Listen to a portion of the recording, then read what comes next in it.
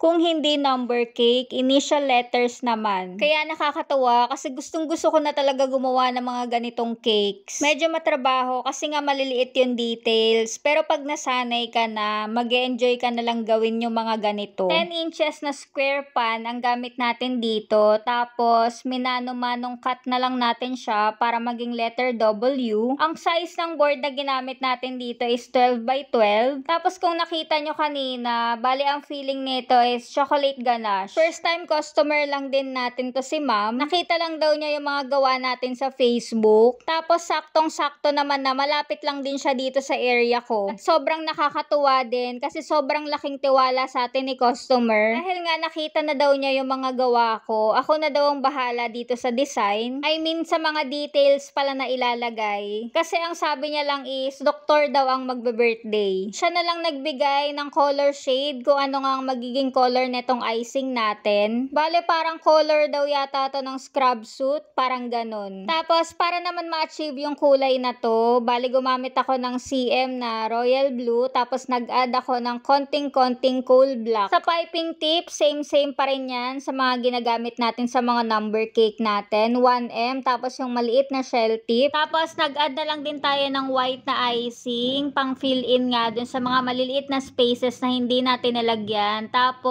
yung iba medyo darken pa tayo ng blue. Para may ibang shade, pero hindi nalalayo dun sa color motif. Tapos, eto na ulit yung mga pang topper natin. Naasahan nyo na wala na namang video yan. Siguro sa susunod, puro paggawa na lang ng toppers ang video natin, no? Sa tingin nyo, wala ulit akong ginamit na kahit anong molder o plunger dyan. Bale, mano-mano lahat ang paggawa natin. Hindi naman na sa akin bago yung mga ganitong details. Kasi last year, nakagawa din ako ng ganitong theme din. Edible pen ang ginamit ko dun sa ibang mga details nga. Kung mapapansin nyo, parang may sulat, 'di ba? Pag nasanay kasi tayo gumawa ng mga ganito, pag tiningnan mo pa lang yung design, 'di ba? Parang alam mo na agad gawin. Ginawa ko din ahead of time tong mga toppers nga para may time pa siya mag-rest at tumigas. Kaya kung napansin nyo kanina, nung nilagay ko yung stethoscope, 'di ba? Matigas siya. Pero hindi naman sobrang aga ko ginagawa yung mga toppers. Halimbawa, ngayon ko gagawin yung cake, kailangan kinagabihan tapos ko na yung mga toppers, ganon. Ayoko kasi no nagsasabay-sabay talaga ako ng ginagawa tapos paiba-iba, mas natatagalan ako. Kaya nakaschedule talaga ako per day kung ano ang gagawin ko. Halimbawa, ngayon, gagawin ko lahat ng mga fondant toppers na mga kailangan ko para sa mga susunod na orders. Tapos kinabukasan, ibibake ko naman lahat ng cakes. Tapos sa susunod na araw, doon naman ako mag-icing ng lahat. Mula noon hanggang ngayon, yan pa rin ang routine ko. Ayoko kasi nung habang nagbe-bake, gumagawa ng mga fondant toppers, naguguluhan ako kapag gaganon. Kaya minimake sure ko din talaga na lahat ng tatanggapin kong orders, yung alam kong kaya ko lang. Kasi nga wala din naman akong helper, solo ko lang lahat. Ayan, eto na yung final look ng letter W na cake natin. Thank you so much, Miss Peachy! O siya, yun lang for today. Thank you for watching. Bye!